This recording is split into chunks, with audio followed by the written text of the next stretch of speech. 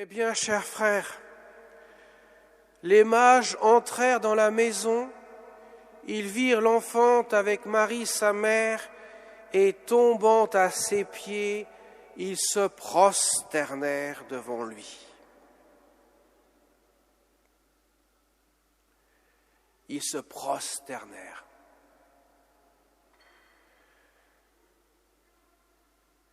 Ils sont venus adorer le roi des Juifs. Nous sommes venus nous prosterner devant lui. Où est-il ? Et ils suivent l'étoile qui les conduit à la crèche. Et Dieu est manifesté. Mes chers amis, l'épiphanie que nous fêtons aujourd'hui, cette grande solennité, ce mot vient du grec comme théophanie, qui veut dire manifestation de Dieu. Dieu est manifesté. Il est manifesté non seulement pour le peuple élu, mais pour la face de la terre, car les mages qui ne sont pas des Juifs sont des païens venus d'Orient, et ils viennent se prosterner pour adorer l'enfant Dieu. Autrement dit, ils manifestent à tous que cet enfant est Dieu. Et ils ne viennent pas les mains vides. Ils emportent avec eux 3 présents qui vont indiquer qui est cet enfant, son identité et quelle est sa mission.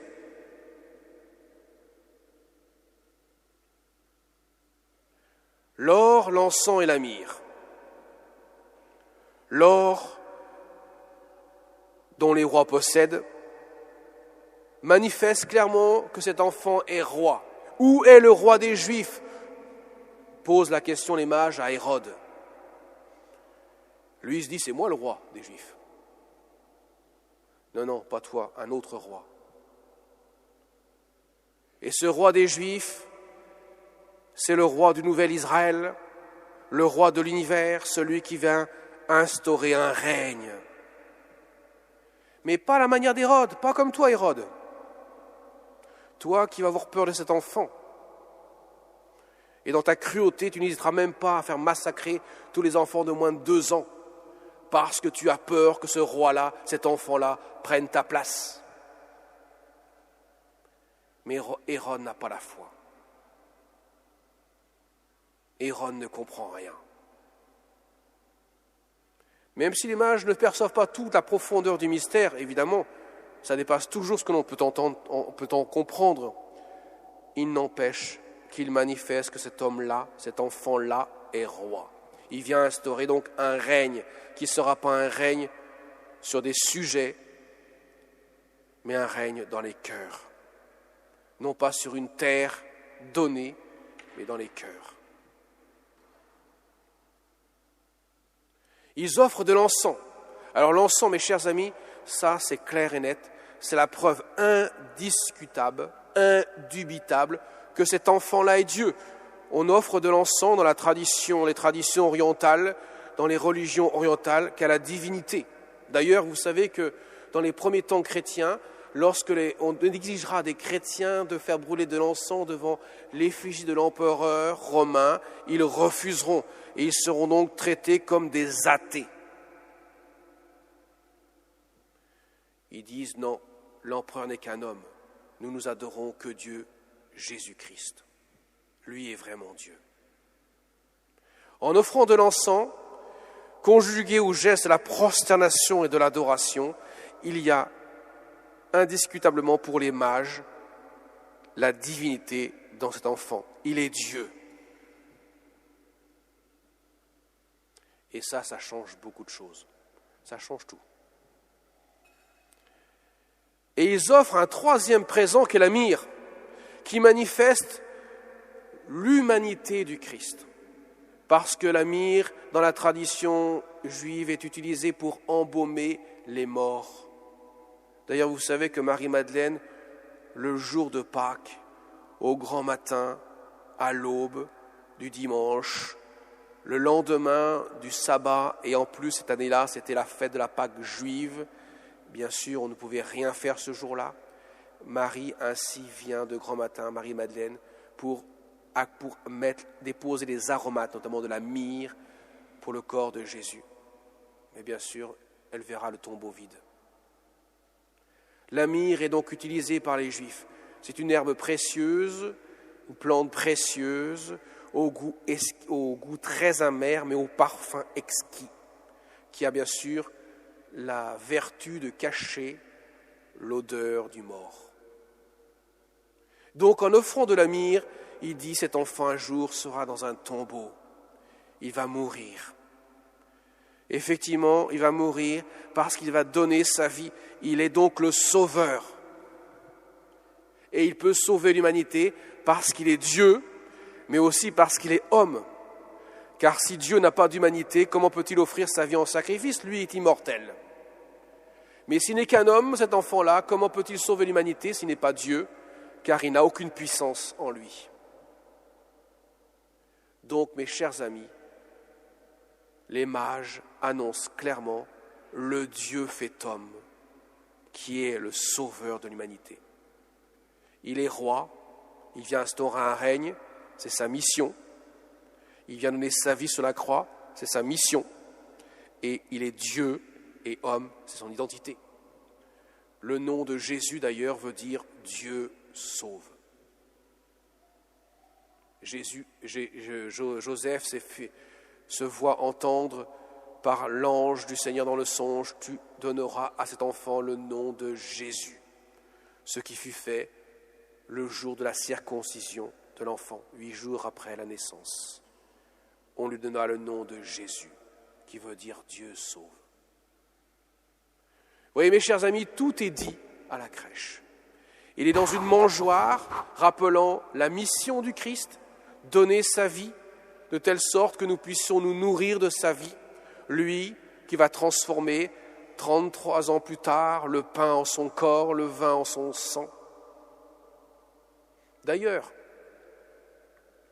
au début de son ministère public, donc 30 ans après que les mages soient passés à la crèche de Bethléem, Jésus va donner un avant-goût de ce mystère de la passion du Christ par la transformation de l'eau en vin.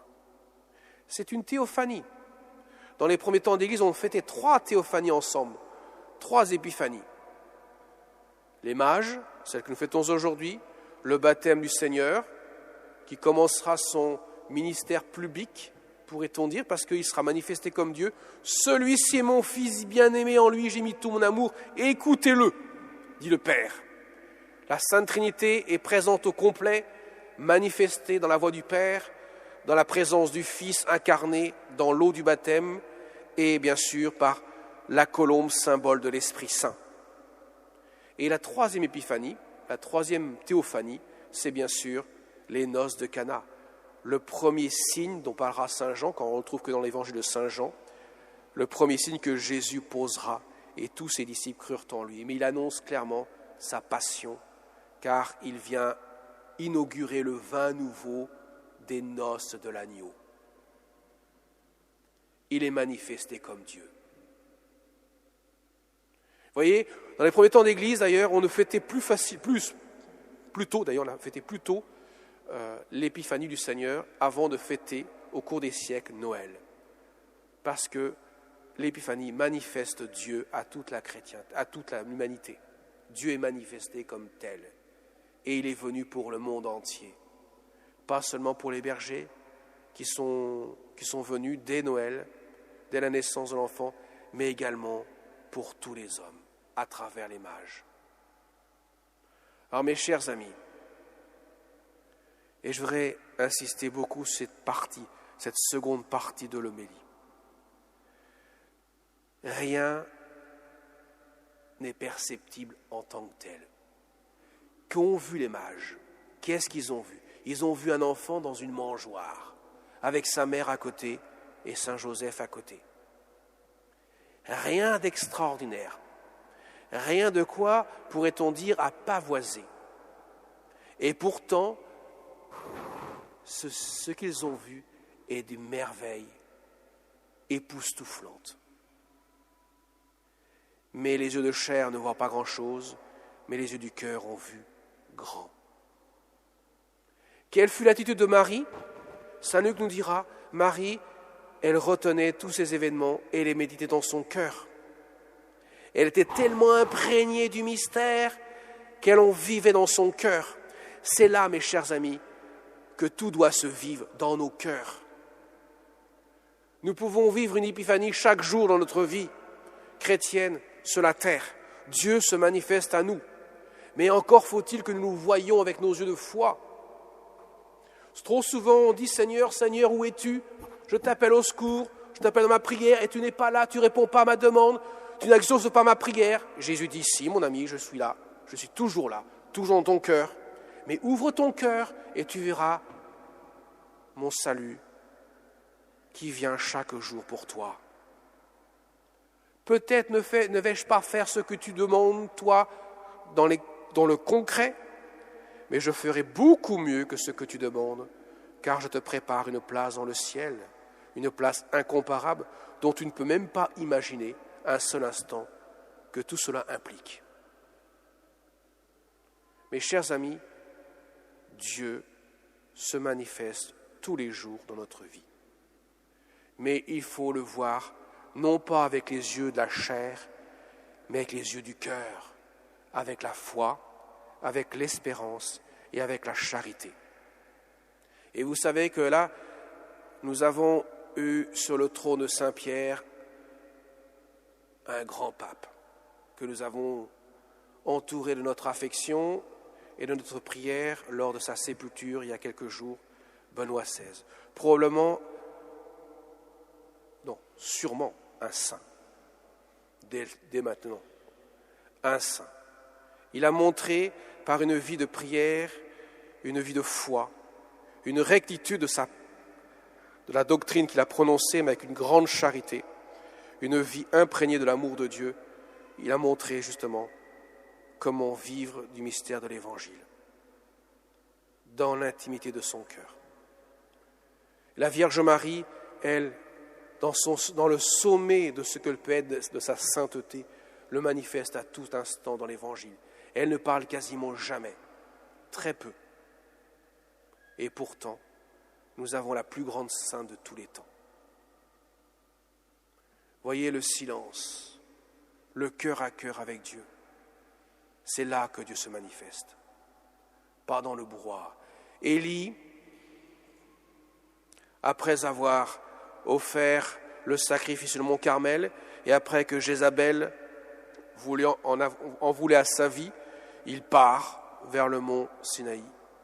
Et là, Dieu se manifeste non pas dans le tonnerre, non pas dans le tremblement de terre, non pas dans le brouhaha, non, dans la brise légère,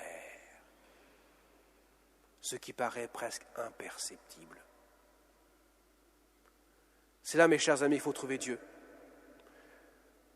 Et voilà pourquoi le mystère de l'Épiphanie nous y conduit, nous y invite. Voilà pourquoi la vie de la Vierge Marie nous montre à quel point que l'Épiphanie, ce n'est pas seulement un événement qu'il y a eu il y a 2000 ans, mais c'est valable pour tous les jours de notre vie. Dieu veut habiter notre cœur par sa présence.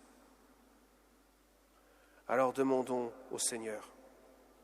Dans quelques instants, nous allons vivre une épiphanie. Sur l'autel, le pain va cesser d'être du pain et sera le corps de Jésus. Le vin va cesser d'être du vin et sera le sang du Christ. Et quelques instants plus tard, quand vous approcherez pour recevoir la Sainte Communion, vous recevrez Dieu. Il ne sera plus dans la mangeoire, il sera dans votre cœur. Dieu. Et là, vous prendrez le temps de faire monter une immense action de grâce dans votre cœur, comme le signifie d'ailleurs le mot Eucharistie en grec, qui veut dire rendre grâce, pour vivre de ce mystère de la présence de Dieu dans nos cœurs. Amen.